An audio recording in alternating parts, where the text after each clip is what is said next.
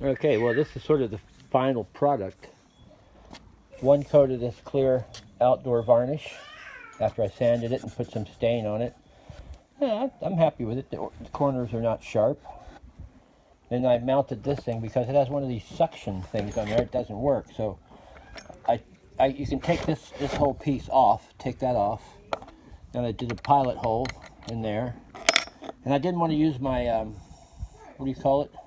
Countersink bit on metal because it would just chew the blade up. So I just took a masonry bit and reamed it out because what happens, the screws have to be below this. Otherwise they'll stick. So it took a couple of goes to get it just deep enough. And worst case scenario, you could just take a file and file some of it off. But it seems to be working now. So, where's my first? It's not my first project, but it's going to be a good viewing platform. It's going to be a whole different video, but this is my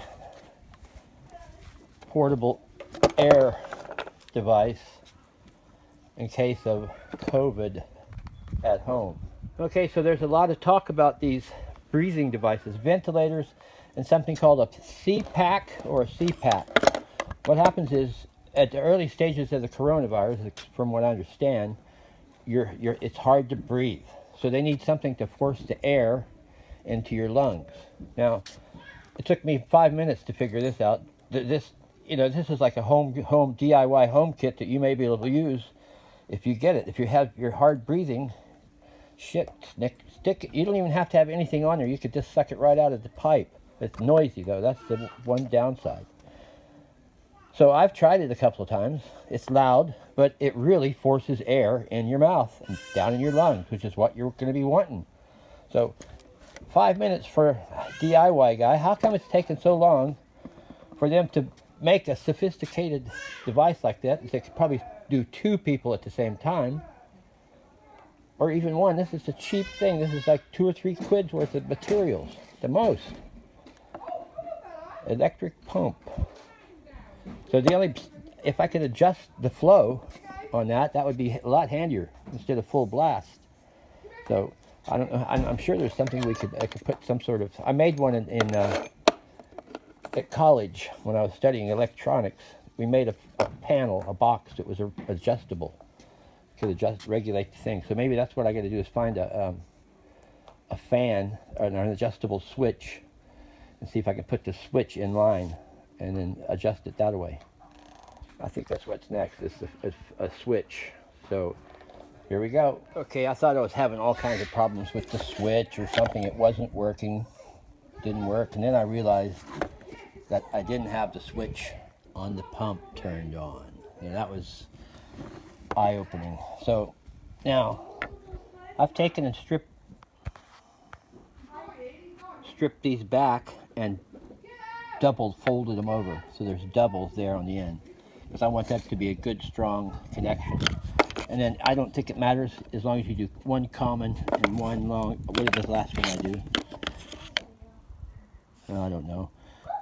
L1 or L2 should work. If one doesn't, just try the other one. So now the thing that I found was I had tightened this thing up so I couldn't get to the wires easy. So you need to be able to get to the wires real easy to make sure you do a good job of the connecting. And when you get them screwed in, you want to give them a good tug to make sure they're not going to come out. And then we can start putting something on the inside to keep the cable from moving.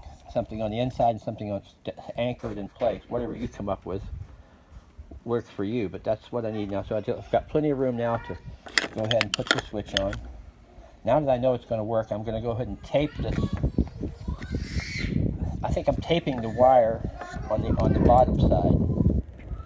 So it's like, you got to just make sure that wire doesn't move very much. So whatever works for you. Okay, we got some social distancing and people isolating next door, so don't worry about the noise. This is sort of the final product. Now I'll put a switch on there. Now turn it on.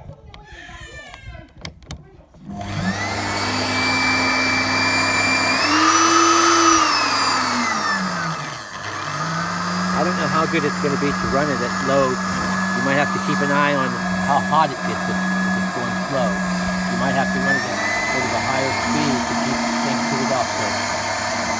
whatever's going to work on early days. So I got the tape on there, just holding the wires in place to keep them from moving around. And that was just cosmetic on that side.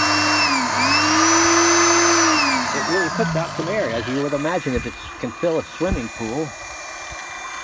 And if you could figure out how to put a mask on front of this thing, and then you'd be in business. So that's it.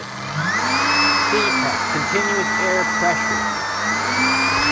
And the ones in hospitals, they're wearing a hood completely covering the whole head and everything, and they're keeping a continuous air pressure.